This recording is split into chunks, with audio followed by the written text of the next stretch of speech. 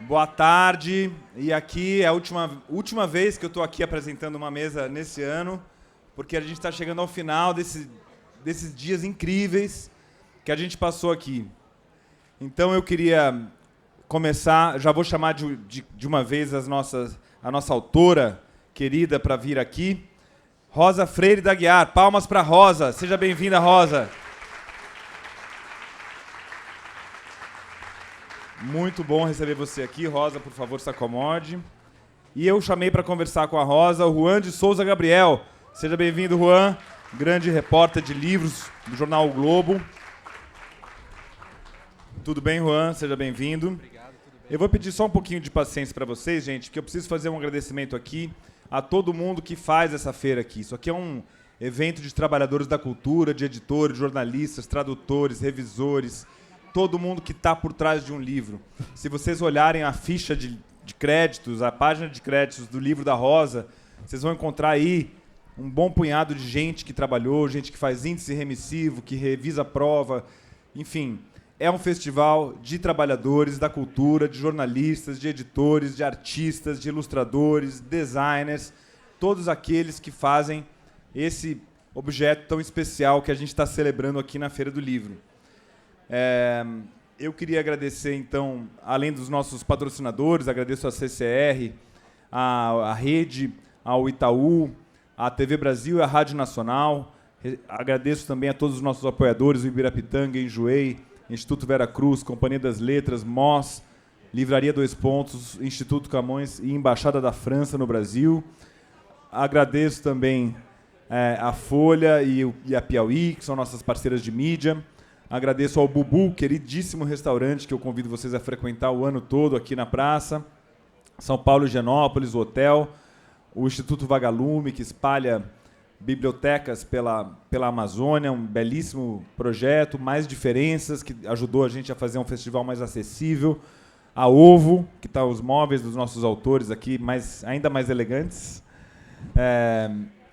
Ecobar, Cartola, que fez a compensação de carbono aqui do festival, plantando árvores. Redilê, que fez a nossa parceria de doação de livros. Eu queria agradecer também por essa iniciativa que nos procurou. A Clabin, a editora Fósforo, a editora Todavia, que apoiaram a doação de livros. Biblioteca Mário de Andrade, Secretaria da Cultura e Economia Criativa de São Paulo e o nosso queridíssimo Museu do Futebol, que vai abrir na semana que vem uma nova exposição permanente, que está da pesada, uma exposição que reconstrói a narrativa do museu a partir aí do futebol feminino, né? Então eu convido vocês a visitar o Museu do Futebol e agradeço muito a equipe do Museu do Futebol por essa parceria. Agradeço também a Alegra Pacaembu pela parceria também e a ARPA. Já vou terminar, tá, gente? Eu agradeço também aqui a todas as equipes que fizeram a Feira do Livro, que é a RP Expositores, RP Autores, Produção Geral, Comunicação, Foto e Design, Assessoria de Imprensa A4, a cobertura de mídia feita por nós, o operacional, que inclui a limpeza, a segurança, os brigadistas, o atendimento ao público, intérprete de Libras, tradutores simultâneos e o audiovisual, que é da Maxim. E todos os fornecedores de alimentação. Agradeço também aos nossos expositores, aos nossos mediadores, aos autores convidados. Peço uma salva de palmas para toda a equipe da Feira do Livro. Parabéns à equipe, muito obrigado. E agradeço especialmente a Mariana Shiraiwa, que é a nossa diretora executiva, que fez todas as engrenagens girarem, que está ali. Peço uma salva de palmas para a Mariana, de boné verde, que está ali. Sem ela é a verdadeira autora, um dia vocês vão descobrir disso, eu vou descobrir isso. E é isso, agora nós vamos, então, ouvir a nossa grande Rosa. Hoje é um dia de celebração por vários motivos, inclusive a celebração da tradução literária. A gente teve uma mesa mais cedo sobre tradução de japonês, da Leiko Gotoda, que é uma das maiores tradutoras do país. Nós a homenageamos ali. E agora prestamos essa homenagem ao patrimônio cultural que a Rosa gestou nas mãos dela durante tantos anos e que uma parte dele nos vem por esse livrinho delicioso que é o Sempre Paris. Rosa, muito obrigado. Obrigado, Juan. Pessoal, então vamos lá, tem mais um pouquinho e aí vamos ter que encerrar essa feira, mas É uma alegria enorme. Muito obrigado.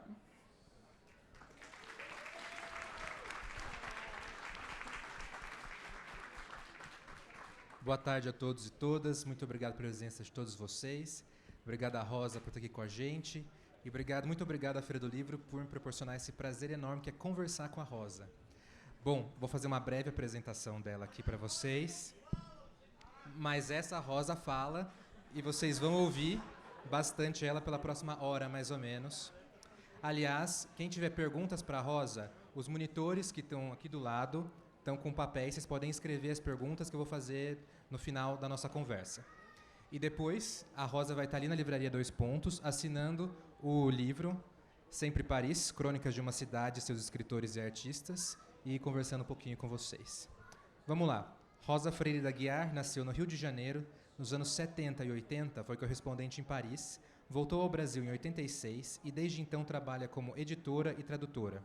Entre os prêmios que recebeu por suas traduções estão o da União Latina de Tradução Científica e Técnica, por O Universo, os Deuses e os Homens, de Jean-Pierre Vernant, o Jabuti, por A Elegância do Ouriço, de Muriel Barberry, e o da Biblioteca Nacional, por Bússola, de Matias Zenar. Uma salva de palmas para a Rosa, por favor.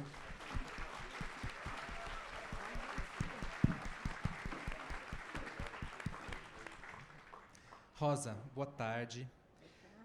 Como você é ainda uma grande repórter, tá ligado aí? Tá. Com um ótimo olhar analítico, e a França acabou de fechar as urnas, e o mundo todo de olho nessa eleição, a gente queria que você nos ajudasse.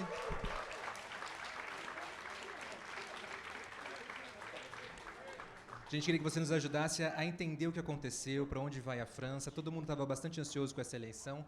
Tinha o medo que a extrema-direita dominasse a Assembleia Nacional, mesmo que não tivesse maioria, pudesse indicar primeiro-ministro, etc. Mas as projeções do Le Monde, que eu vi agora há pouquinho, são as seguintes. A nova Frente Popular de esquerda deve ter entre 172 e 192 deputados, sendo a maior força do parlamento francês. A Aliança Juntos, de centro-liberal do Macron, vai ter entre 150 e 170, e o Reagrupamento Nacional, que é a extrema-direita, ficou em terceiro lugar, com 132 a 152. Então, o resultado final dessa eleição vai ser bem diferente daquilo que a gente esperava. Eu queria que você falasse um pouco como você avalia esse resultado, como você interpreta, se puder explicar um pouco, você que vive ainda entre a França e o Brasil, como a França chegou a esse ponto, de estar ameaçada pela extrema-direita, sendo o país da Revolução Francesa, uma referência de democracia e civilização durante tantas décadas. Como isso é possível? O que vai acontecer aqui para frente? Mélenchon vai ser primeiro-ministro, ele já disse que não quer fazer aliança com Macron. Nos ajuda a entender o que aconteceu, por favor. Obrigada, em primeiro lugar, gente, estou numa alegria que vocês podem imaginar, né? Estou rindo daqui a aqui, né? Vim para cá com um nervoso horroroso, entendeu? Vim naquela agonia, cheguei aqui, faltavam 13 minutos para ver o resultado já anunciado pelo Ministério do Interior, né? Quer dizer, já um resultado praticamente oficial. O oficial mesmo sai daqui a pouco. Agora, está saindo, são quando for 10 horas na França, 5 aqui. Gente, eu nem sei o que eu falo, estou numa alegria que vocês não podem imaginar. Essa mesa, olha, acho que vai ser só de alegria, viu, realmente, porque... Agora, dito isto, eu tremi muito esses dias, muito calmante, muita taquicardia. O Juan, eu não sei o que falar, eu francamente não sei o que falar. Quer dizer, agora, desta vez, ganhamos, mas tem uma extrema-direita relativamente forte na França, né? Eu vi umas pesquisas, as últimas que eu vi, umas 2, 3 dias por aí, mostrava mais ou menos que teria, digamos, nos 33% que a extrema-direita teve no primeiro turno, eles tiveram 33% dos votos, a metade teria sido um voto de protesto. A garotada que não acredita mais em vida partidária, que partido pode resolver a sua vida, vou votar neles porque eu não aguento mais a minha vida, eu estou desempregado. Houve uma precarização dos subúrbios, e houve mesmo. Houve uma degradação dos serviços sociais, dos serviços públicos, quer dizer, o bem-estar, digamos, o estado de bem-estar social que a França e outros países europeus sempre se gabaram um pouco de manter desde o final da guerra, está degringolando a olhos vistos, mas não é por causa do Macron só, isso já vem de longe, e tudo isso faz com que o que eu vi na pesquisa é que metade desse contingente de 33% era um voto de protesto, quer dizer, que podia mudar na próxima eleição. Outra metade não, o que é assustador. Assustador você ter na França uns 15%, 17% de franceses que acreditam piamente que esse programa da extrema-direita, que é de uma violência inacreditável, é o que há de melhor hoje em dia. Convém lembrar, a França teve um governo de extrema-direita que foi, há 80 anos, em Vichy. Mas ali foi, digamos, uma consequência da derrota da França em 40 para a Alemanha. Bom, então, não, quer dizer, foi um governo de extrema-direita imposto. E o primeiro-ministro era o Pierre Laval, o chefe do Conselho, depois ficou de presidente, trocou um pouco os títulos, era o Marechal Pétain. Mas ali foi imposto. Agora é pelo voto, o que muda tudo. Quer dizer, você escolher um governo de extrema-direita pelo voto, isso é que me dava tique-tique nervoso, entendeu? Eu estava num nervosismo horroroso. Agora, dito isto, vamos ver o que vai acontecer. O Macron fez uma aposta perigosa, parece que ninguém entendeu muito porque ele dissolveu a Assembleia Nacional, e a metade da aposta dele deu certo, a outra metade deu errado. Ele apostava que ele seria, digamos, a única muralha, como ele dizia, o rempart, contra a extrema-direita. Acertou. Em compensação, ele achava que a esquerda não ia se unir. Errou feio, porque a esquerda se uniu inacreditável. Agora, não é a primeira vez. Eu cheguei na França há muitos e muitos anos, e quando eu cheguei, estava em plena vigência, digamos, de construção, a união, chamada União de la Gauche, era a união dos partidos de esquerda, basicamente eram dois partidos grandes, o Partido Comunista e o Partido Socialista. Na eleição, eu não tinha chegado ainda, mas na eleição de 72, a União das Esquerdas se desfez faltando poucas semanas para a eleição, quer dizer, não deu certo, e aí o candidato de direita ganhou, como só ia acontecer, e depois, novamente, aconteceu aí já com Mitterrand, como secretário-geral do Partido Socialista, ele conseguiu ir comendo pelas bordas, digamos assim, os comunistas, mas ele se impôs como partido e acabou ganhando. Agora, as eleições francesas, com essa coisa de 2 turnos, às vezes ganha por muito pouco. Quer dizer, a eleição do Mitterrand em 81, que foi exatamente o que hoje, quando eu cheguei aqui, começou a me ligar francês, amigo meu francês, estava todo mundo indo para a República. Em 81, quando foi a vitória do Mitterrand, nós fomos todos para a Bastilha, enfim, bom, cada momento o seu símbolo, né? Mas o Mitterrand ganhou por menos de 2%. Quer dizer, foi nem isso, não chegou, foi 1 em 2%. Quer dizer, essas eleições, esses resultados assim muito próximos, é corrente na França. Agora, eu vou dizer uma coisa para vocês, vocês vão dizer, isso é papo seu. Em algum lugar aqui dentro da minha cabeça, eu achava que, quando eu vi começar a subir os partidos, a União da Esquerda, eu digo, eles vão dar a virada e vão ganhar. É como se tivesse uma espécie de um sursaut, como diz você, dá um revival na hora H, e você vai lá e vota. Quando eu vi, na França, você pode, em certas condições, você pode votar por procuração. Quando eu vi a quantidade no primeiro turno, que, de modo geral, pouca gente recorre à procuração, mas pode. No primeiro turno, quando eu vi que tinha já 1 milhão de procurações que tendo sido feitas no país todo, eu digo, bom, tem muita gente interessada em votar que não vai poder, por alguma razão, mas que está fazendo. Ontem tinha no Ministério do Interior 2.600.000 procurações, quer dizer, não é pouco. É muita gente, porque agora a gente já está em férias, né? Eu mesma falei com umas 2 ou 3 pessoas, amigas minhas de esquerda, e um já estava desde o dia 1º, já eram as férias de verão, já estava com o hotel programado, o outro com a passagem paga, então era difícil votar, né? Tinha que votar na França. Mas aí você dá procuração. E foi um sucesso, quer dizer, quase 3 milhões de pessoas dando procuração, e isso estava, a meu entender, estava na cara que tinha muita chance da frente de esquerda ganhar. Porque, digamos, a direita já tinha chegado ao teto, né, com todas as procurações e todos os votos e todos os abstencionistas já cutucados para votar, já tinha chegado ao seu teto, mas a esquerda ainda não. Então, a esquerda deu esse pulo e... Agora, vamos ver. Eu não acredito que o Mélenchon vai ser o primeiro-ministro e nem acredito que o rapaz socialista, o filho do André Glucksmann, o Raphael Glucksmann, também não acredito. pode ser um palpite meu, mas eu acho que o Macron vai pôr uma mulher de primeira-ministra e vai ser, talvez, a Marine Tondelier, eu acho, que é a líder dos Verdes, do Partido da Ecologia. É meu palpite, mas, enfim, veremos nos próximos dias. Mais ou menos isso. Dito isto, só para acabar bastante, dito isto, quer dizer, por que chegamos a 33% no primeiro turno? Isso é uma pergunta séria, quer dizer, a fazer, né?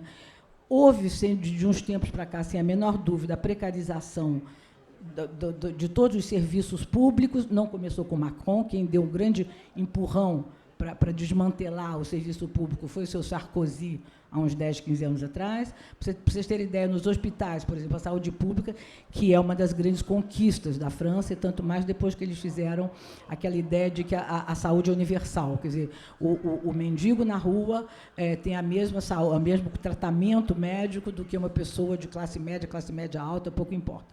Ele entra no hospital, ele faz uma ficha e ele vai ser atendido igual. Isso foi uma conquista muito grande, sendo ou não francês, o que foi outra conquista.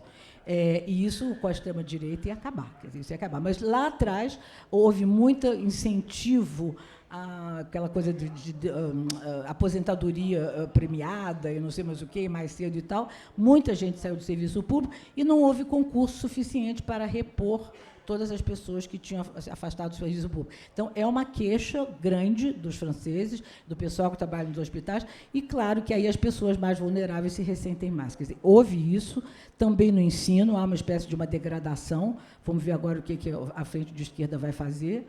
E o problema da imigração. O problema da imigração é um problema sério, completamente errado, a meu ver, quer dizer, não tem sentido. E, curiosamente, ontem eu estava aqui o Felipe Alencastro, com o Marcelo Rubens Paiva, falando sobre os 60 anos do golpe militar de 64 e um pouco a redemocratização, a democracia e tal.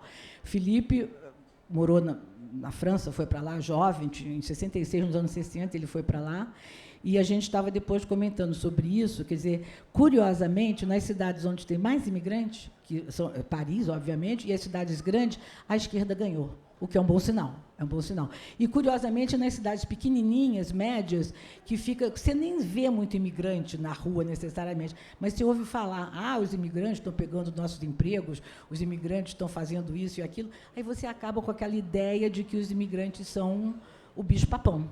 E aí é uma coisa horrorosa que acontece na França, nesse programa agora. Felizmente, a gente vai ficar longe da extrema-direita, eles não vão poder aplicar o programa. Mas é um problema, esse que, a meu ver, é um falso problema, porque a França, como vários países europeus, precisa de mão de obra, né? Então, a meu ver, é um falso problema. Mas isso tem que ser resolvido pouco a pouco, mudando a ideia de quem são os imigrantes. Os imigrantes não são inimigos, não são adversários, é uma coisa um pouco diferente. Ótimo. Agora que a gente falou das eleições, vamos voltar ao passado para falar do seu livro Sempre Paris, né? Bom, esse livro você conta as suas memórias, quando você foi correspondente internacional da Manchete e da Isto É, e dos anos 70 e 80, e nesse livro tem várias entrevistas feitas nessa época com grandes autores, intelectuais e políticos também.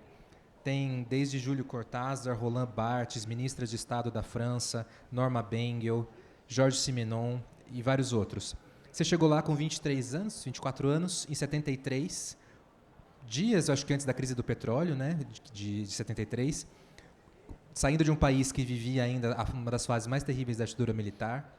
Como foi essa chegada em Paris? O que mais te impressionou, vindo de um Brasil em ditadura, chegando na França naquela época? Bem, eu não fui como exilada. Também não fui fugida, digamos assim. O clima era muito pesado no Rio. Eu morava no Rio, era um clima muito pesado, 73, 74. Os cariocas estão aqui, estou vendo na minha frente a Norma Cury, colega minha de colégio primário, depois de faculdade. O clima era muito pesado, eu tive algum problema, enfim, com um namorado, mas, bom, eu resolvi ir embora e cheguei lá. Como é triste você ser, digamos assim, educado, digamos, e passar a sua adolescência e a primeira juventude num regime de ditadura, porque você esquece que pode ser diferente. você esquece que existe um outro regime que é regido pela liberdade. Eu me lembro que eu cheguei na França, por coincidência, porque eu já tinha comprado a passagem, no dia seguinte do golpe do Chile. Quer dizer, o golpe do Chile foi 11 de setembro, eu peguei um avião para Paris no dia 12 de setembro. Cheguei dia 14 de setembro em Paris, de 73, e tinha, já no dia seguinte, uma imensa passeata contra o golpe do Pinochet. E eu fui para lá, fui para essa passeata, ela foi a minha primeira passeata, e o tempo inteiro eu fiquei olhando para a esquerda, para a direita, para baixo, para cima, achando que tinha algum agente do DOPS me olhando. Quer dizer, que era puro reflexo de Brasil, quer dizer, de passeatas que a gente ia no Rio de Janeiro, e aí, de repente, eu mesma caía em mim e dizia, mas não vai ter aqui, necessariamente. Eu estava certa em termos, porque, lá pouco depois, ali na passeata, a primeira que eu fui, que era dia 12, 13 de setembro, não tinha ainda. 15 dias depois, morre o Neruda, e houve uma que tinha sido embaixador do Chile, do Allende, na França, e que era uma pessoa queridíssima, prêmio Nobel e grande poeta e tal. Ele morre 15 dias depois. Hoje se sabe que eu acho que ele deve ter sido envenenado, enfim, tem muita dúvida sobre a morte dele. E ele era uma pessoa muito querida na França. Então, houve uma outra imensa manifestação. Essa foi, eu também fui, eu não perdia uma, eu ia todas daquele início, eu acho que tinha dias que eu ia 2 por dia. Mas essa foi mais bonita, porque de noite teve uma espécie de um concerto, digamos, num teatro francês chamado na Salle Pleyel, e que foi muito bonito, porque tinha o Astúrias, o Miguel Ángel Astúrias, que era outro prêmio Nobel, recitando poemas do Neruda, e foi muito bonito, realmente foi muito bonito, e eu não consegui entrar no teatro, evidentemente, fiquei de lá de fora, eu e um monte de gente, e lá fora se formou uma espécie de uma segunda passeata, de uma segunda manifestação, em homenagem ao Neruda. Basicamente, na época, o grande partido de esquerda na França era o Partido Comunista, os grandes intelectuais, Aragon, o Picasso... Não, Picasso já tinha morrido, eu acho. Não, Picasso acho que mais não. Enfim, tinha muita gente ligada ao Partido Comunista à esquerda, às esquerdas latino-americanas, e eles fizeram uma bonita manifestação fora, e eu adorei, né, tudo aquilo. Agora, quando eu falo que eu estava olhando para todos os lados, achando que tinha agente, não demorou muito. Final de setembro, início de, talvez outubro, por aí, início de novembro, começou a correr o boato de que o malfadado delegado Sérgio Fleury, que tinha mandado agentes brasileiros para o Chile, no final do Allende, para vigiar os brasileiros, estaria, digamos, agora com Pinochet não precisava mais, estava deslocando alguns desses agentes para Paris. E aí eu não soube se foi verdade, não dava para saber se era verdade ou não isso. É verdade que a Embaixada Brasileira era um ninho de espião, diplomata não, os diplomatas, digamos, eu não sei o que os diplomatas faziam, talvez só um diplomata poderá dizer, mas que ali os espiões todos brasileiros, os agentes, mais ou menos de um nível cultural melhor, um pouco pior, todos eles se albergavam debaixo, sob as asas da embaixada. E correu uma história engraçada, que eu não sei se é verdade, é que, nessas alturas, na França estava começando o inverno, viria outubro, digamos, viria o outono e depois o inverno. E esses agentes que estavam no Chile, no calor, não tinham roupa de inverno. Então, que o Fleury teria encomendado na Intendência da Marinha, no Rio de Janeiro, uma japona igual para todos eles. Então, você via a japona, você já sabia que era um agente. Eu, graças a Deus, nunca cruzei com uma japona dessa, mas era o que corria essa história. A Norma Benger, que eu entrevistei para o livro, que estava na França nesse momento, ela jurava que ela tinha visto que ela estava num bar ali em Saint-Germain, em Saint-Odéon, e que chegou um japona. Aí ela ficou meio assim, então, eu não sei. Mas foi um pouco essa a chegada, né? Sim, você chegou, né, como correspondente internacional, mas você convivia também com os exilados brasileiros, né? No livro você até conta que de algumas mesquinharias que a ditadura conseguia fazer para os exilados para deixar a vida deles em Paris, no exílio, ainda pior. Como era essa convivência com os exilados brasileiros lá em Paris? Era muito triste, viu, o Juan, porque em 73, digamos que eu posso dizer que houve 3 levas, né, de exilados brasileiros. A primeira foi em 64, onde meu marido, que era o Celso Furtado, estava. Quer dizer, foi o pessoal que foi punido assim que houve o golpe. Celso estava naquela primeira lista dos 100 caçados, teve os direitos civis e políticos caçados. Ontem a gente estava falando, eu estava ouvindo, onde estava o Rubens Paiva, que era pai do Marcelo, que estava aqui. E alguém lembrou, quer dizer, o Marcelo lembrou, que, na verdade, o golpe teria sido dado contra o comunismo, e, na verdade, o único dos 100 que era sabidamente comunista era o Luiz Carlos Prestes. O resto eram trabalhistas, nacionalistas, socialistas, mas com o título, o rótulo comunista, só mesmo o Luiz Carlos Prestes, que encabeçava a lista. O Celso era número 20 e poucos nessa lista. A lista começava com Prestes, depois vinha Jango, Brizola, e aí pegava todo mundo. Então, houve essa primeira leva. Para Paris, não foi muita gente nessa primeira leva. Foi muita gente para o norte da África, para Argel. O Miguel Arraes foi para Argel, muita gente foi para Argel. Para Portugal não dava para ir ainda, evidentemente. Teve gente que foi para a Iugoslávia, então Iugoslávia, o Tito recebeu de braços abertos, alguns foram para a Itália, para Paris não foram tantos. Depois teve a segunda leva, que eu diria que é de 68. A de 68, depois do AI-5, foram novamente caçados muitos professores, cientistas. Eu me lembro, aí por correspondência do Celso com esses caçados, 68, um deles era um físico brilhante, o José Leite Lopes, que diz, quer dizer, a cassação de 68, que veio com a AI-5, que caçou vários professores da USP, inclusive, né, inclusive Fernando Henrique, acho que foi nessa leva, né, tinha muita gente. E eles diziam, quer dizer, o Leite Lopes, por exemplo, está proibido de dar aula não só no Rio de Janeiro, no Centro de Pesquisas Físicas, mas no Brasil inteiro. Você não podia mais dar aula. Então, realmente, eles começaram a sair do país. Então, essa, digamos, foi uma segunda leva. E a terceira leva, essa, a meu ver, a mais triste, foi a que veio com o Chile. Porque aí já era, para muitos, um segundo exílio, né? Quer dizer, não era fácil. Você já tinha sido exilado em 64, ou 68, ou já tinha ido em 67, ou trocado por embaixador, ou trocado por outros diplomatas, e você recomeçava o exílio. E mais um exílio em outra língua. E o exílio, não sei, eu convivi bastante com os exilados, é muito duro, e alguém dizia na França que exílio não é para qualquer um, e não é mesmo. Quer dizer, eu publiquei pela companhia há uns 2 anos a correspondência de Celso com vários intelectuais.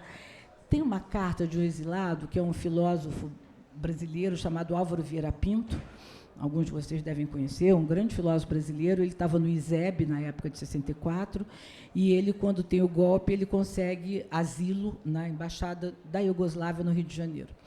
E depois o Marechal Tito, que foi muito receptivo com os brasileiros, leva ele para Belgrado. Ele vai para Belgrado, e é uma carta pungente. Ele devia ser um homem de seus 60 anos, e ele manda uma carta para Celso, que acho que foi a carta mais pungente desse livro que eu publiquei, em que ele diz: Celso, eu sei, aí enfim, aquela coisa do filósofo bem formado. Eu falo grego sem problema, eu falo latim sem problema, eu falo alemão sem problema, inglês, francês, é óbvio, mas eu não estou mais em idade de começar, na época era Iugoslávia junto ainda, não estou em idade de começar a aprender servo-croata, não é mais, eu não acho que eu não vou conseguir. O que eu vou fazer em Belgrado? Vou dar aula de filosofia? Em que língua?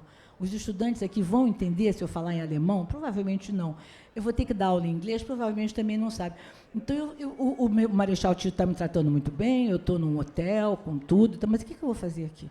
É pungente, viu, essa carta. E ele diz: se você conseguir alguma coisa para mim num país mais próximo, e, graças a Deus, o Celso conseguiu um emprego para ele de professor no Chile. Ele aí foi para o Chile, falando espanhol, o castelhano ficou todo contente. Mas não é fácil o exílio, viu? Você tem que começar em outra língua, em outra profissão, problemas financeiros, problemas, às vezes, de saúde. Tem umas cartas, por exemplo, do Tiago de Mello, do poeta.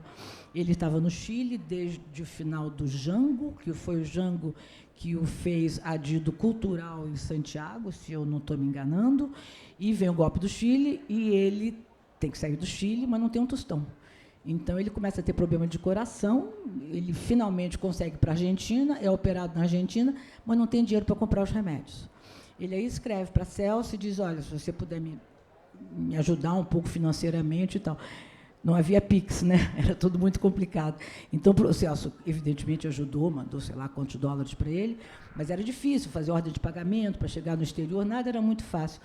E é bonita a carta do Tiago, porque quando ele recebe a carta, ele já está em Buenos Aires, ele diz, olha, Celso, eu recebi o dinheiro, te agradeço muito, mas eu agora já consegui dinheiro aqui, uma forma de ganhar aqui um pouquinho de dinheiro na Argentina, então eu vou passar esse dinheiro para os mais necessitados.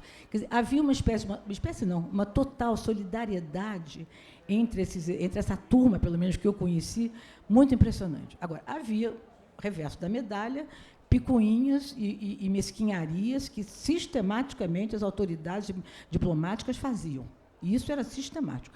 O Celso tinha, eu conheço melhor o caso dele, tinha um passaporte brasileiro, ele não queria, aliás, Felipe disse a mesma coisa ontem, não queria pedir asilo, ele podia pedir asilo político uma vez em Paris, mas ele não queria, porque quando você tem passaporte de asilado, não exilado, de asilado, você vira alvo fácil da polícia, você é sistematicamente controlado, quando você tem que viajar, você tem que pedir autorização, então o Celso não queria. Mas o consulado não renovava o passaporte dele. Ele tinha que pedir com 3 ou 4 meses de antecedência, pedir para ir a um país. Então, teve uma vez uma reunião, acho que foi no Egito, ele iria para o Egito fazer uma missão técnica sobre a barragem de Assuã, e o consulado não dava. Ele pediu com 3, 4 meses de antecedência, e o consulado, aí vem, felizmente eu tinha essas cartas, eu publiquei tudo, tem o nome lá de todos os diplomatas que negaram. Dizendo, olha, sinto muito, aí chutava para a Secretaria de Brasília. A Secretaria de Estado, lá em Brasília, negou. Quer dizer, claro que não era bem a Secretaria de Estado, enfim. Mas era muito triste. Eu vi algumas vezes isso, crianças brasileiras, filhos de exilados nascendo, e não conseguiam registro no consulado. Quer dizer, era muito complicado. A França é direito de solo, né? Quer dizer, em princípio, você... Nascendo na França, você tem o direito de ter a nacionalidade francesa. Mas para exilados era diferente. Então, eles precisavam de registrar os filhos no consulado, e o consulado não registrava. Era muita mesquinharia mesmo, viu, com os exilados. Rosa, ainda que o seu livro ele se passe principalmente nos anos 70 e 80, é muito impressionante a atualidade dele, né? Você, como jornalista, cobriu conflitos que se estendem até hoje. Você viu nascer o mundo que a gente vive hoje, o neoliberalismo chegando na França, Paris mudando. E uma das coisas que me impressionou foi que você estava na França quando o aborto foi legalizado em 75. Você tem, inclusive, uma bela entrevista aqui com a Simone Weil, que foi a ministra da Saúde na época, que liderou esse processo e conseguiu a aprovação do aborto. Este ano, quase 50 anos depois, a França incluiu o direito ao aborto na Constituição, o primeiro país do mundo a fazer isso. Enquanto isso, no Brasil, o direito ao aborto legal, que é muito mais restrito que na França, tem sofrido ataques sistemáticos.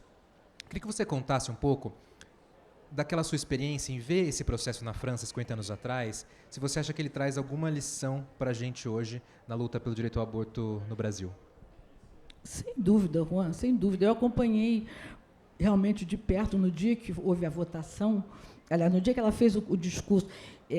A Simone Weil, que era uma mulher absolutamente fantástica, ela tinha tido uma vida muito dura, ela foi com 16 anos, ela foi para um campo de concentração, ela e a irmã e a mãe, depois a mãe, acho que morre quando eles já estão voltando, ela fica com a irmã, ela volta com seus 17, 18 anos, e aí começa a vida dela, vai fazer direito e tal, e ela trabalhou muitos anos, depois que ela fez direito, ela trabalhou com os direitos humanos nas prisões, que as prisões francesas hoje já estão melhores e não se compara com as daqui, mas eram muito pesadas também, muito barra pesada, muita gente, muito pouco atenção, digamos, aos presidiários.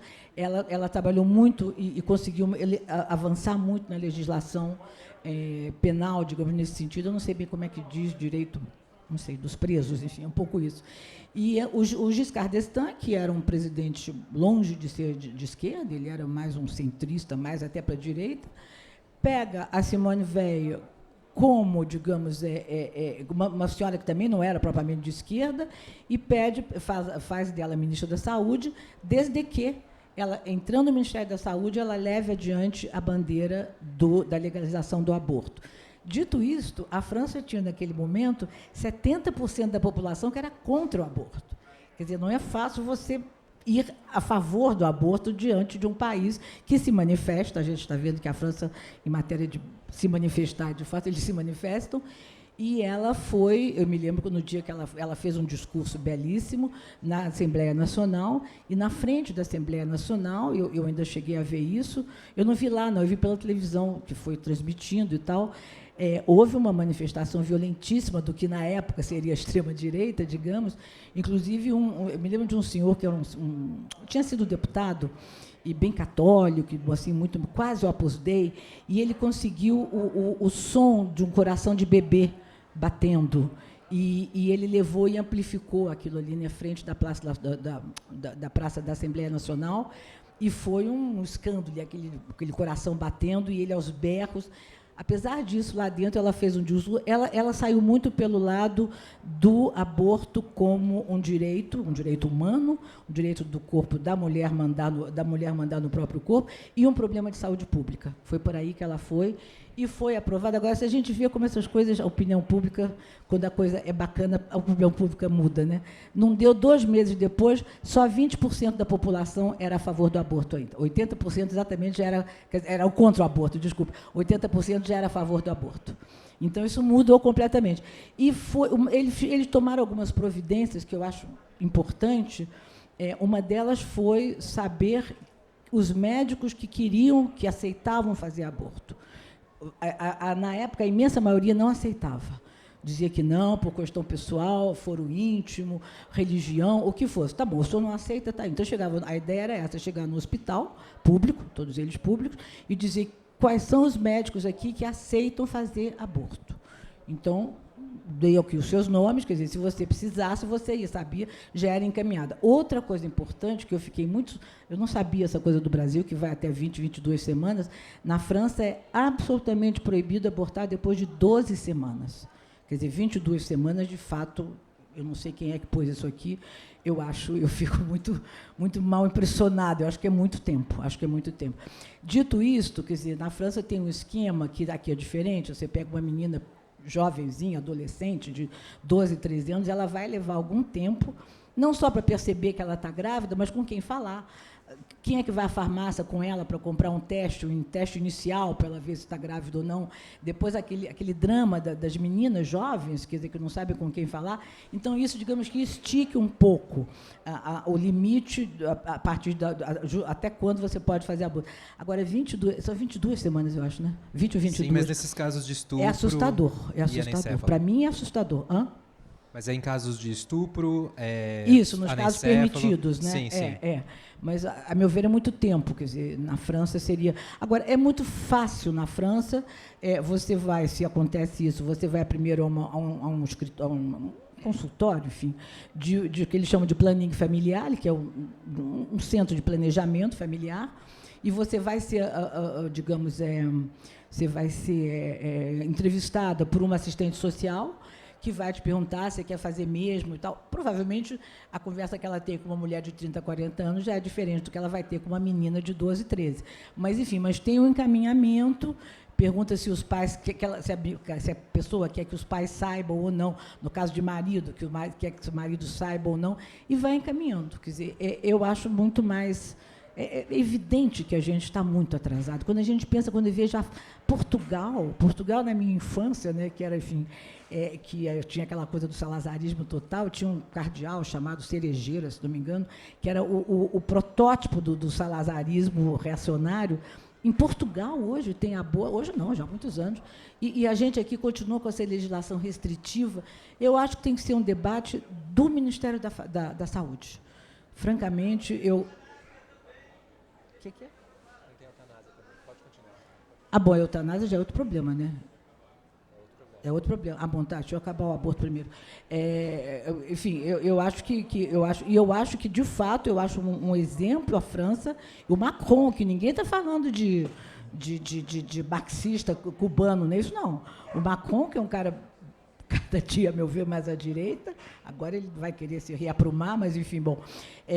colocar na Constituição, que para fazer a reforma da Constituição é um pouco como aqui, acho que precisa de 4/5, enfim.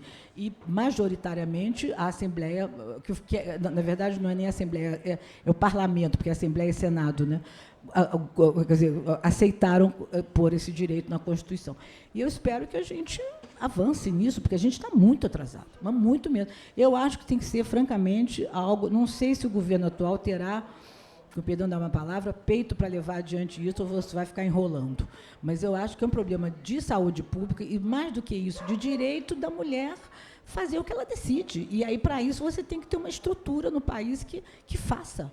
Que faça. Isso vai ser mais um serviço que o SUS, essa maravilha que é o SUS, vai prestar à população. Eu acho que é por aí. Agora, quanto à eutanásia, rapidamente, francamente, eu não sei. Eu sou a favor. Eu, por mim, teria uma pílulazinha ali. Outro dia, estava até conversando com a Maria Emília Bender, minha imensa editora que está aqui. Qualquer coisa, a gente é no anel, né, Maria Emília? A gente, ó. Mas esse, agora, sem brincadeira, esse eu acho... Um instantinho. Eu acho que é um tema mais delicado, mas... eu vi agora, porque eu estava achando que eu ia ter que falar da vitória da extrema-direita, graças a Deus não foi, eu dei uma olhada. Na verdade, é um tema muito sensível.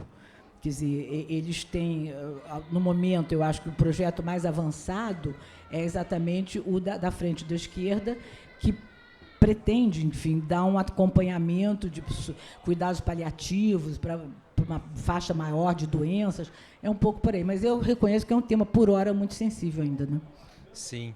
Rosa, você mencionou agora o livro da correspondência intelectual do Celso, que você organizou, um pouquinho antes do centenário dele, né, que foi em 2020, e depois teve o Diários Intermitentes, que são entradas, né, que o Celso escreveu ao longo da vida. E nesses dois livros, né, a gente conhece outros lados desse personagem de imensa grandeza na história intelectual brasileira. Né? A gente vê as causas que o moviam, como ele pensava, etc. E hoje em dia, o Celso Furtado ainda é reconhecido como um dos grandes intérpretes do Brasil e que o nosso debate político é cada vez mais econômico. Como você vê o legado dele para o Brasil de 2024 e você acha que nós brasileiros estamos conseguindo honrar a contribuição do Celso para o desenvolvimento do país? Bem, honrar, enfim, depende muito da faculdade de economia, enfim, do partido, enfim. Mas eu acho que o Celso vai fazer 20 anos que ele morreu. O Celso morreu em 2004. Eu acho que ele deu umas contribuições para além da economia. Quer dizer,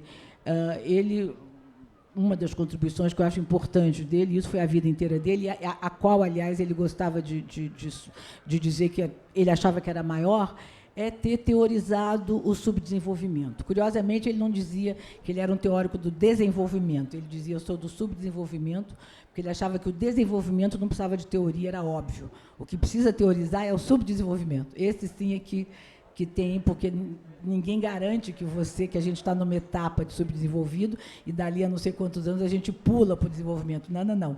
A teoria dele é que não é óbvio, quer dizer, ninguém garante que isso aí é só dar um pulo e chegar lá. Então, você precisa teorizar por que é que nós somos um país subdesenvolvido.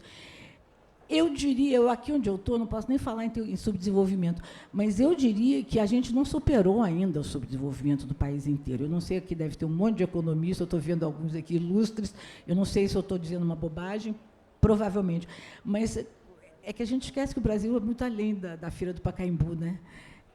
Quando eu vou para o Nordeste, quando eu vou para o interior do Rio de Janeiro, eu acho que das grandes disparidades do país ainda são as disparidades regionais, e as disparidades sociais. Quer dizer, tudo isso é um reflexo do subdesenvolvimento. Por que você tem? Outro dia me convidaram lá no Recife, fizeram uma avenida, fizeram não, a avenida já existia, mas deram o nome do Celso a essa avenida, uma avenida que vai direto para o aeroporto, até se você está na cidade, legal, aí me puseram lá, eu entro no carro, bacana, vou ver a avenida. Quando eu olho para a direita, tem palafita, ali no mangue do Recife. Então... Entendeu? Quer dizer, eu acho que a contribuição dele como a teoria do subdesenvolvimento, eu acho que está muito atual ainda. Outra coisa que eu acho que Celso fez digamos que é uma contribuição original dele, ele tinha uma cabeça que eu acho que é um privilégio, eu acho que é um talento. Ele tinha uma cabeça muito aberta, ele circulava entre as disciplinas, sendo medularmente um economista, ele ia lá na história, pegava alguma coisa, voltava, ele ia na filosofia, voltava, ia na cultura e voltava. Então, ele tem uma visão global. E tem uma coisa curiosa, eu trabalhei muito com os arquivos e fiz livros do Celso, enfim, organizei. É curioso, o Celso pensou desenvolvimento, a palavra desenvolvimento está desde que ele foi para a CEPAL nos anos 50 até ele morrer. Na véspera dele morrer, ainda aparece. No início do desenvolvimento, nos 50, era desenvolvimento econômico, sem sombra de dúvida. Quando ele vai para o Nordeste, ele incorpora a visão social, aí passa a ser desenvolvimento econômico e social. Quando ele vai para Cambridge, ele faz um livrinho que está fazendo 50 anos, chamado Mito do Desenvolvimento Econômico, que está fazendo agora 50 anos, aliás, comunico a vocês, tenho o prazer de comunicar que vai sair uma nova edição pela UBU, daqui agora em agosto, enfim, que foi ideia do Vladimir Safatli, e da Florência, que eu cruzei com ela, e daqui a pouco eu agradeço. Então, ele pensou muito a coisa do custo ecológico do desenvolvimento. Quer dizer, vai desenvolvendo, mas qual é o custo ecológico disso? Qual é o custo ambiental? Então, ele incorpora a questão ambiental. E, mais adiante, quando ele começa a pensar em cultura, e ele acaba ministro da Cultura, ele incorpora a dimensão cultural. Então, se a gente tivesse, assim, brincadeira, mas se eu tivesse que dizer que o Celso era um teórico do desenvolvimento econômico, social, ambiental, cultural, eu diria tudo, porque, de fato, ele consegue. Agora, é um privilégio. Eu acho que ele teve uma cabeça privilegiada, ele conseguia ter essa visão global. Isso eu acho que está muito presente, ainda é muito estudado. Eu recebo... Quando o Celso morreu, eu fiz aquela coisa chamada alerta Google, que você põe lá o nome, tudo que for referente, né, àquela pessoa e tal, aparece. Eu recebo, dia sim, dia não, eu recebo uns 3, 4 links. É impressionante o pessoal de cultura, por exemplo, que está estudando o Celso. Então, eu acho que a contribuição dele vai além da economia. Isso eu acho que é um dom dele. O Celso foi uma pessoa que se pôs como missão pensar o Brasil. Eu não sei se hoje em dia... Eu não vou dizer que não tem intelectual que faça isso, é claro que tem, pelo contrário.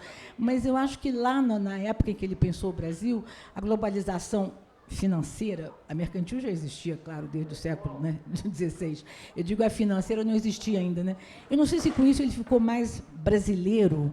Eu só posso dizer para vocês que Celso, no exílio, era impressionante. Ele estava lá dando aula na Sorbonne, pensando em desenvolvimento, escreveu vários dias no exílio. Ele pensava Brasil diariamente. Quer dizer, alguma coisa do Brasil ele pensava, e dizia, meu Deus, isso aqui, como é que vai repercutir no Brasil? Entendeu? Era um tempo... Eu brincava, dizendo que se eu tivesse que ter ciúmes, eu só ia ter ciúme do Brasil, entendeu? Enfim, era mais ou menos por aí. Antes de vocês se casarem, você chegou a entrevistar o Celso como intelectual? Nunca? Não, na verdade, não, nunca. Quando eu estava na Isto É, o meu editor de economia pediu uma entrevista com o Celso, eu fiz. Mas era uma entrevista muito, muito pontual sobre o problema da moratória da dívida externa, nos 80. Era aquele momento da crise da dívida, e ali é uma coisa bem pontual, mas, fora isso, não fiz nenhum. Certo. Bom, os 2/3 aqui do seu livro são as entrevistas que você fez e que sobreviveram ao tempo. E é muito interessante ver um pouco o seu método de entrevista. As entrevistas são bastante longas, muito interessantes. A gente ficou a impressão que o interlocutor está gostando de conversar. Até na do Simenon, se eu não me engano, ele até tira um cochilo entre uma sessão da entrevista e depois volta, você passou o dia na casa dele. Queria que você contasse um pouco como era esse processo das entrevistas. Você ficava nervosa de entrevistar pessoas tão relevantes? Porque você entrevistava grandes escritores, entrevistou 2 ministras de Estado da França, entrevistou Cortázar. E como você fazia para preparar a entrevista num tempo sem internet? Por exemplo, vou vir aqui conversar com você, eu entro no Google Rosa Freire da Aguiar, leio várias entrevistas suas. Como você fazia na época para ter perguntas inteligentes? Bem, isso era... Enfim, eu fui jornalista longe da redação, né, o que já é um perrengue, e pré-digital, que é um segundo perrengue. E a gente tinha que... Era, como se diz em francês, ele é moyen de bocas, era o que dava para ser. Basicamente, eu lia muito jornal. Eu acordava de manhã, ia numa banquinha lá perto de casa, onde vendia uma enormidade de jornais, claro, os franceses, mais o El País, mais a República, mais o jornal, mais o New York Times, mais o Herald Tribune, enfim, bom. E eu lia uns 4, 5 jornais por dia, que já dava, né? Certo, enfim. Depois tinha a BBC, as rádios francesas são também muito boas de noticiário, algumas ainda são até hoje, e a BBC, curiosamente, tinha umas rádios engraçadas. A gente pegava a rádio em onda curta. Então, às vezes, com alguma coisa no Brasil, eu pegava a hora do... Não era nem Voz do Brasil, era a hora do Brasil, era uma hora inteira. Pegava lá no onda curta, e tinha uma rádio que era em português, feita por se não me engano, era João Amazonas, do PCdoB, ligado à Albânia. Então, o programa era transmitido da Albânia. Então, a gente ouvia pela onda curta um sotaque brasileiro lá longe, falando português, lá em Tirana. Era muito engraçado, a gente ouvia também. Enfim, fora isso, tinha que fazer muita pesquisa, e eu guardava recorte de jornal. Quer dizer, eu comprava aqueles jornais, iam acumulando aquela pilha imensa, a cada 15 dias eu desbastava um pouco aquela pilha. Agora, dito isto, quer dizer, era complicado. Eu cheguei na França, uns 10 dias depois, a Manchete pediu para eu entrevistar o Charles Aznavour, que ele vinha ao Brasil entregar um prêmio chamava Prêmio Molière, era um prêmio dado pelo Alfim, pela Air France, e tinha uma cerimônia no Teatro Municipal no Rio. Então, tinha um francês que vinha todos os anos, e era Aznavour. Eu digo, mamma mia, agora eu me ferrei. Onde é que eu vou achar alguma coisa do Aznavour, né? E era difícil, era realmente difícil. Aí você vai para a livraria, achando que talvez, quem sabe, alguém escreveu alguma coisinha sobre Aznavour e tal. Nada, não tinha nada sobre Aznavour. Aí você começa, eu tinha, às vezes, uma grande sorte de conseguir, aí era um grande arquivo da Rádio France Internationale, aí eles tinham lá um arquivo. Mas aí, por sorte, no Aznavour, eu tinha na Manchete um diretor administrativo, o Silvio Silveira, que era uma figuraça, que conhecia, ele tinha sido maestro na França, vocês verem, de maestro ele passou para a revista Manchete, mas, enfim. E ele conhecia o Jorge Garvarrans, que era o cunhado do Aznavour. Então, eu vou entrevistar, enfim, por telefone, o cunhado do Aznavour para saber coisas do Aznavour. Quer dizer, entendeu? Teve uma vez que eu fui fazer uma matéria teve um movimento muito grande das prostitutas na França, pedindo legalização de seguro de saúde, que elas não tinham, uma série de reivindicações sociais que elas queriam. Aí eu fiquei eu tinha a líder, era a Úrsula, que ela chamava a líder, Ursula. E eu fui entrevistá-la, mas fiquei meio sem saber o que eu faço. Aí eu fui lá para um lugar lá perto de casa, era um lugar, hoje em dia é um lugar muito chiquitoso ali no Marais, era na Rue Saint-Martin, Saint-Denis, por ali. Aí fui lá, com perdão da minha palavra, um puteiro, se vocês não levam a mal a palavra, e falei com umas mocinhas, estavam ali, enfim, bom, conversei um pouco para saber um pouco. Quer dizer, era uma coisa legal, eu gostava de fazer isso, mas, ao mesmo tempo, podia dar certo ou não, né? Você podia, enfim. Mas eu sempre gostei. Eu gostaria muito de ter feito cobertura da Guerra da Espanha, da Guerra de Canudos, da Comuna de Paris, enfim, um pouco assim, clima insurgente, digamos assim. Você não cobriu a Guerra Civil Espanhola, mas você cobriu a redemocratização espanhola, no final dos anos 70. Ao mesmo tempo, né, que a Franco morreu em 75, acho que a Constituição de 78, em 82 a eleição do Felipe González, primeiro primeiro-ministro socialista da Espanha. E no livro você conta um pouco dessa época, e, ao mesmo tempo, a ditadura brasileira começava a abertura lenta, gradual e segura. Como era para você, como correspondente, assistir à redemocratização da Espanha com a cabeça na redemocratização do Brasil? Aquele processo dava ideias para vocês do que podia servir na nossa caminhada para fora da ditadura? Sem dúvida, eu acho que foi das maiores. Eu, num dado momento, quando eu saí da Manchete e fui para a Isto É estava começando, a Isto É do Mino Carta, anos 76, 7, por aí, eu não cobrir cultura na França é impossível. Necessariamente, qualquer jornalista que está na França tem que cobrir cultura, porque é uma abundância, né, um tsunami de cultura. Mas eu comecei a fazer muito política internacional, me interessei muito e fiz muito, foi dos grandes prazeres da minha vida. E eu acho que a cobertura da redemocratização da Espanha, para mim, foi a que mais me entusiasmou, porque eu tinha ideia que a Espanha dizia: nós somos vocês amanhã. Então, o que está acontecendo hoje com a gente, vocês vão chegar lá. E eu, claro que eu tentava vender a pauta para os editores nesse sentido. Eu digo: olha, tá para ser feita a Constituinte. Estou lá na Constituinte, foi aprovada a Constituição, vamos lá. Enfim, e teve uma baixa nessa história, que foi a tentativa de golpe, uma intentona, em 81, daquele terreiro, aquele tenente-coronel da Guarda Civil. Mas aí também foi curioso ver que seria, muito mal comparando, um 8 de janeiro muito mais grave, porque eles entraram no parlamento, né?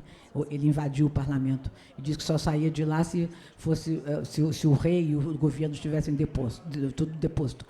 Então, eu gostava muito. Teve um dado momento que eu ia à Espanha, acho que a cada 15 dias, fazer entrevistas grandes, e havia na Espanha muitos brasilianistas que, na verdade, tinham estudado, quer dizer, a Espanha, a redemocratização. Eu me lembro bem de Juan Lins, Então, era muito bom. Eu marcava as entrevistas e eu sempre aquela sensação de que nós vamos chegar lá.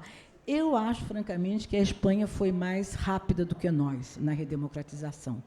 E isso eu digo porque, para valer realmente a redemocratização, digamos, o Franco morre em novembro de 75, o rei assume o poder, né, assume a coroa, digamos, e logo depois, 3, 4 semanas depois, e vai, digamos, até 82 é eleito, ele já elege um primeiro-ministro socialista, quer dizer, em 7 anos apenas. Nós vamos imaginar que a nossa redemocratização se fixou, não sei, 83, 84, 85, porque, digamos, o último ano do governo militar, mas ainda a gente demorou 3 anos para fazer a Constituição, quer dizer, foi mais lento.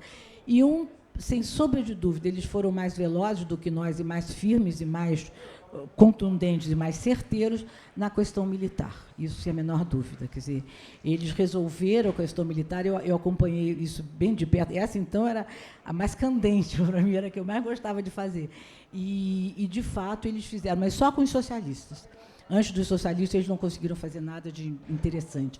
Quando vem o Felipe González, ele põe um ministro da Defesa, cria-se o Ministério da Defesa, como nós aqui criamos muito depois, e ele põe o Narciso Sierra, que era eu me lembro que era um jovem do Partido Socialista, barbudo, assim, então os militares, odiando, chamavam ele Barbudito, então o Barbudito, mas ele fez uma baita reforma, foi muito cara a reforma, porque, para vocês terem ideia, não havia reforma militar na Espanha. Você era general até chegava a 150 anos, você continuava a ser general, ganhando a pensão de general.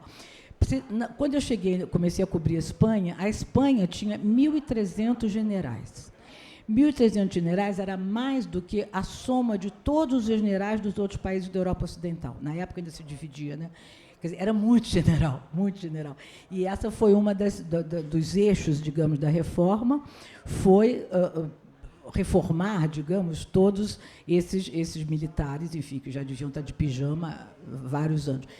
Mas isso representou uma fortuna, porque eles tiveram que se indenizar. Eles pediram indenizações altíssimas, conseguiram, e isso até pesou, inclusive, no orçamento, mas tudo bem. Segundo eixo acaba de vez com a noção de inimigo interno. Os militares das Forças Armadas são feitos para defender para além da fronteira, não para dentro da fronteira, para lá de lá. Isso é outra coisa que ficou clara. E um terceiro eixo, houve vários, mas, enfim, eu estou me lembrando aqui de mais um, que foi muito bem sucedido. Houve uma espécie de intercâmbio entre o ensino militar e o ensino civil, digamos. Vários, eles fizeram os programas, vários professores das universidades que não eram federais, lá chamam nacionais, foram ensinar em academias militares e, inversamente, vários cadetes, digamos, foram fazer doutorado, mestrado nas universidades civis, né, digamos assim. Isso deu uma boa mescla, deu uma boa mistura. Eu não sei se isso continuou.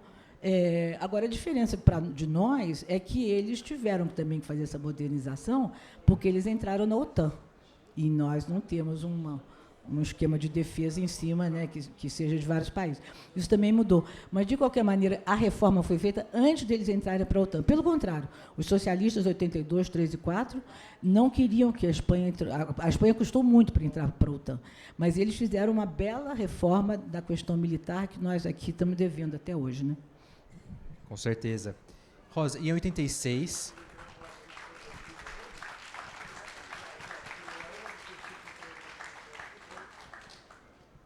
Em 86, já no governo Sarney, você volta para o Brasil e começa a se dedicar à tradução. Queria saber um pouco como foi essa transição de carreira que você fez, porque eu fico imaginando, para uma mulher que estava na Europa, ia para a Espanha a cada 15 dias, cobria a redemocratização, cobria conflito no Oriente Médio, entrevistou a Ayatollah do Irã, de repente vai para Brasília, traduzir, ficar sozinha com os livros, no silêncio dos dicionários. Como foi essa transição para você? Vou contar uma brincadeira. Eu estou, no momento, traduzindo o Proust. O projeto é do Mário Sérgio Conte, já era um projeto mais antigo, e eu me juntei ao projeto com o Mário Sérgio, e nós estamos nós dois ali ralando Proust. Bom, publica um com o nome dele, eu publico um com o meu nome e ela naveva. Bom, e eu morando na França já há vários anos, eu nunca tinha lido Proust de verdade. Aí encontro o Celso, eu já morava na França há uns 6, 7 anos, quando me casei com o Celso, e o Celso citava Proust. Eu digo, lá, esse moço cita Proust. Aí eu digo, eu nunca tive tempo de ler Proust. Aí, quando eu vou para Brasília, meio mal-humorada, muito mal-humorada, o Celso, malandramente, ele compra os 4 volumes da Pleiade e me dá, diz assim, agora você vai ler Proust. Agora você tem todo o tempo para ler Proust. E eu, de fato, comecei a ler o Proust em Brasília. Eu não conhecia ninguém em Brasília, Vivalma, mas ficava lá dentro de casa, aquele sol de rachar, e eu lendo Proust. Aí fiquei lendo Proust, não li tudo, nem de longe. Mas, enfim, aí eu comecei quando eu cheguei ainda em Brasília, eu tive alguns convites para trabalhar em Jornal do Brasil, sobretudo. Mas, Juan, me deu uma certa sensação de que podia... Entendeu? Eu não sei, quer dizer, eu não conheci o Sarney e o Celso muito menos, mas necessariamente o Celso sendo ministro ia acontecer, como de fato aconteceu, de um dia o Sarney convida para a gente jantar no Alvorada, que não é o Palácio do Trabalho, é o Palácio da Diversão, digamos assim, da moradia dele. Aí eu estou lá ao lado do Sarney, o que também aconteceu. Aí o Sarney fala alguma coisa, enfim, bom, qualquer... Eu doida para... Fora eu jornalista, eu chegava na redação, no dia seguinte batia... Na época a gente batia a máquina, né? Batia a máquina e mandava para o redator. Mas aí eu não era legal, quer dizer, eu soube disso porque eu era mulher do ministro que estava lá. Então eu achei que ia ter uma espécie de um conflito de interesses, entendeu? Eu digo, não vou aceitar, e não aceitei nenhum convite para fazer jornal. Voltei para ler o Proust, fiz um programa de leitura, agora eu vou ler Heródoto, vou ler Sófocles, vou ler todo mundo, vou ler os gregos, vou ler tudo. Não fiz, enfim, fiz um pouco, mas não muito.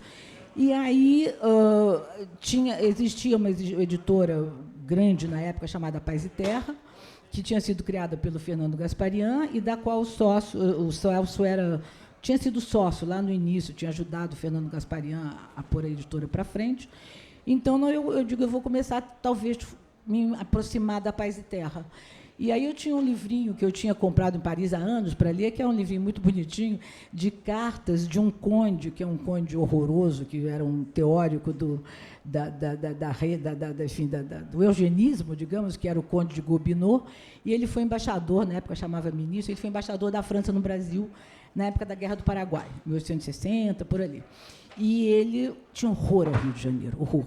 Achava aquilo lá uma coisa horrorosa, uma gente horrorosa, que estourava uns fogos, e ele pegou lá um São João, quase a casaca dele quase pegou fogo, bom, enfim, ele tinha horror àquela gente. E eram cartas dele para a família falando mal do Rio. Eu achei legal. Todo mundo fala bem, né? Vamos pegar um que fala mal, né?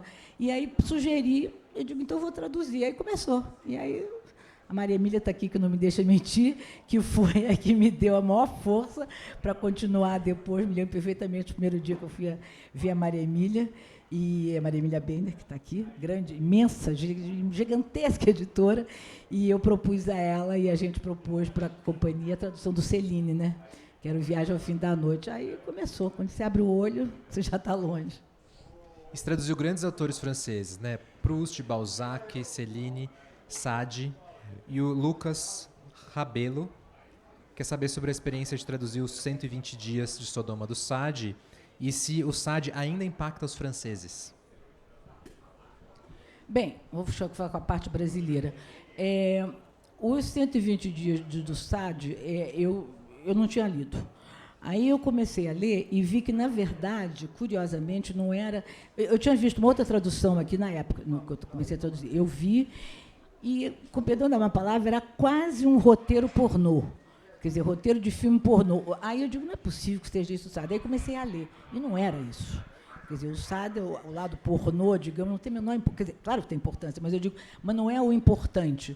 O importante do Sade ali é mostrar até onde a condição humana alcança. Quer dizer, até onde você consegue ir sofrendo. Eu vou dizer uma palavra que não é adequada, porque ele não usa a palavra tortura. Depois que eu acabei de traduzir, e Deus sabe se tem torturas no meio do caminho, mas ele não usa em nenhum momento a palavra tortura. Ele usa martírio, ele usa sofrimento, ele usa perversão, mas tortura ele não usa. Mas, no fundo, é isso. Quer dizer, é uma espécie de... Eu não sei se vocês conhecem rapidamente, são 4 nobres, que vão para um castelo, ficam fechados durante 120 dias, um castelo perto de Paris, e ali eles levam donas de prostíbulos e elas vão recitando o que cada uma fez no seu prostíbulo, e os jovens, todos os jovens, que hoje em dia seria, imagina, Sartre hoje, que aliás, Sade, ele foi a vida inteira acusado de pedofilia, hoje em dia mais ainda, seria, e são jovens, meninos e meninas, que vão executando, como, digamos, representando, desempenhando o que as prostitutas, as cafetinas, vão contando. E os quatro nobres, tem 3 nobres e um monsenhor, que, se não me engano, é um bispo, enfim, bom, eles vão, então, se deliciando, né, com aquela história toda.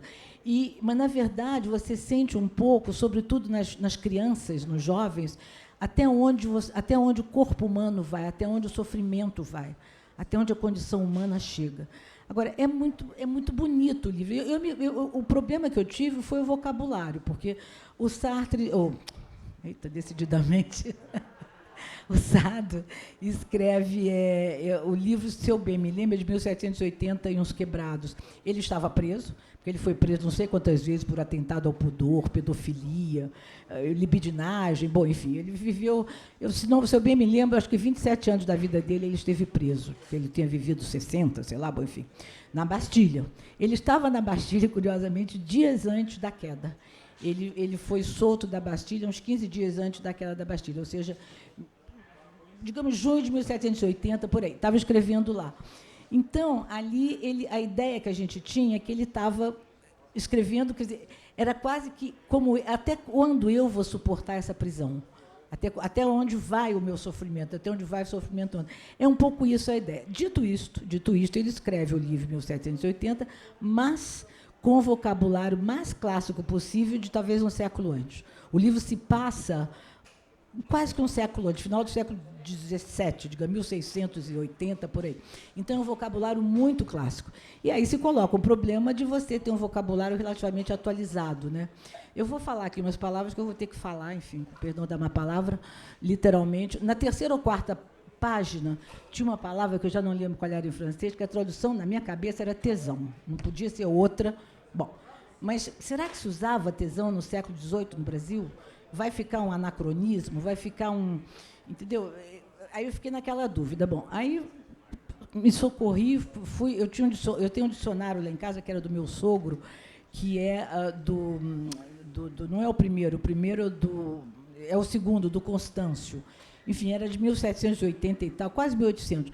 Fui lá, curiosamente, o dicionário daquela época não tinha nenhum palavrão, digamos assim.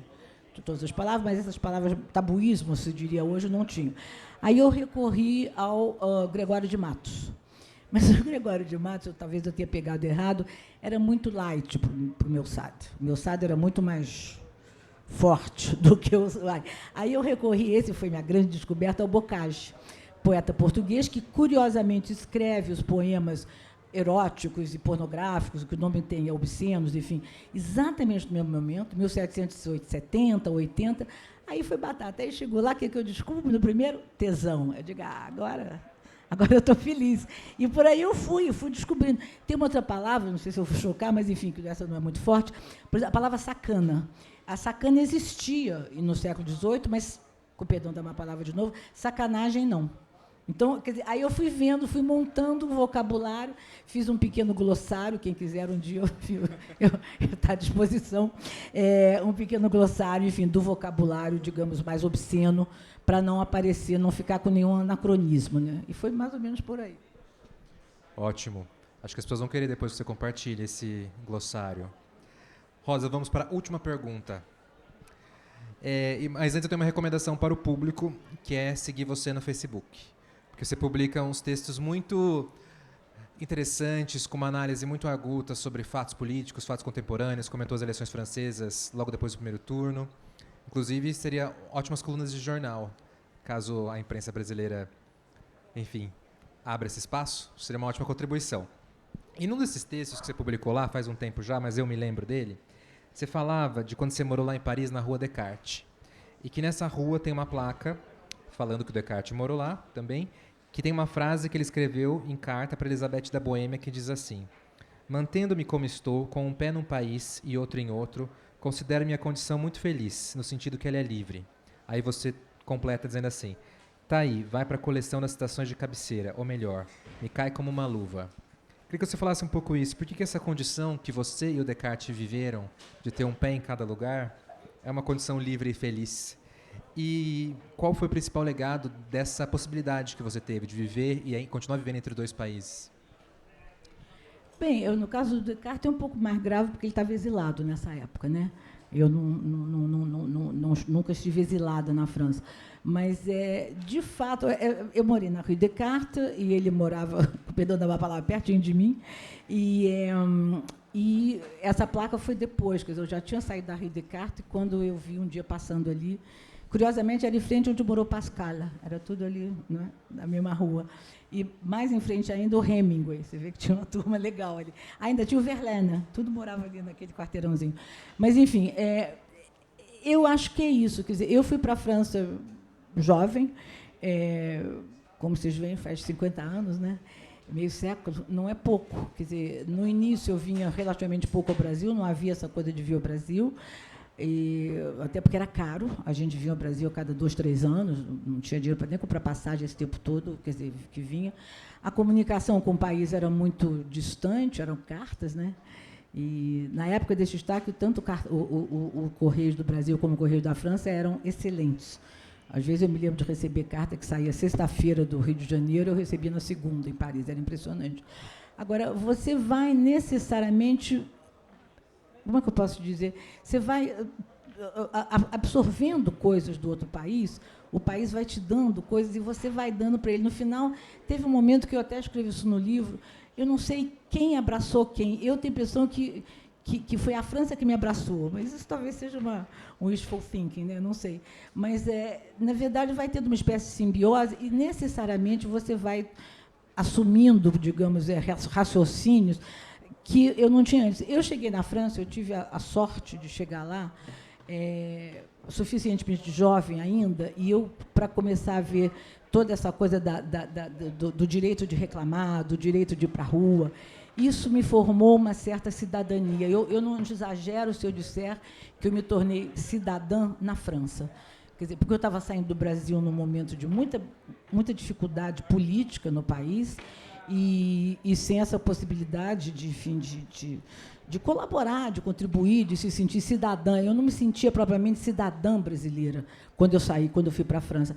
Lá, pouco a pouco, é uma coisa que é uma construção, não é que eu tenha desejado isso, mas você vai construindo. Um dado momento, você diz, puxa, não é que eu seja cidadã francesa, eu nunca quis ser francesa e não sou. Sou brasileira, nunca quis ser francesa, Celso também nunca quis ser francês. Não tenho nada contra quem queira ser, mas eu, particularmente, nunca quis.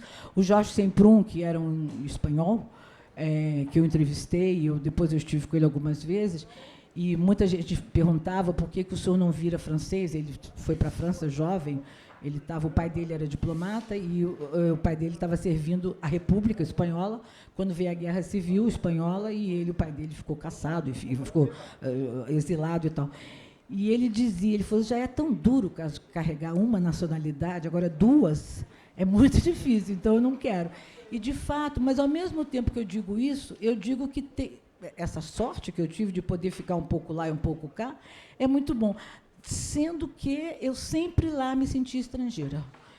Aqui, eu não vou dizer que eu me sinto estrangeira, porque eu não me sinto, mas tem horas que eu percebo que eu digo, meu Deus, isso não é o meu comportamento normal de brasileira. Ai, ai, ai. Aí eu me seguro um pouco. Mas lá eu continuo a me sentir estrangeira. Agora, completamente integrada. Eu não sei se é porque também é Paris. Paris, para mim, é uma cidade, que você perguntar o que é Paris, Paris, para mim, é uma cidade livre, é uma liberdade, entendeu? Eu ando pela rua, eu me sinto respirando um ambiente livre. Paris é muito mais coisa, é a metrópole, é a arte, é a aldeiazinha que tem tudo quanto é esquina, enfim, é muita coisa, é comida boa, claro, mas, enfim, mas é também isso de você, de uma espécie de uma liberdade, de gerar uma cidade festeira, mas eu realmente estou um pouco como Descartes. Claro que o Descartes aqui exagerou para não parecer que ele estava sofrendo muito com o exílio, né? Ele exagera, mas é um pouco por aí, de estar um pé lá e um pé cá.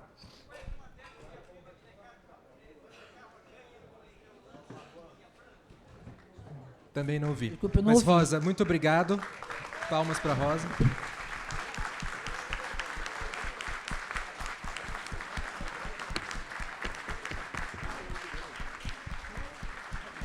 É isso. Muito obrigado a vocês e à Feira do Livro. E a Rosa mais uma vez. E Rosa agora vai assinar livros ali na Dois Pontos. É isso. Alô. Adorei. Muito obrigado, pessoal. Eu queria chamar ao palco aqui o Álvaro Razucchi. Álvaro, chega mais, por favor. Que é o arquiteto e meu sócio nessa brincadeira. E eu queria dar um abraço nele aqui na frente de vocês.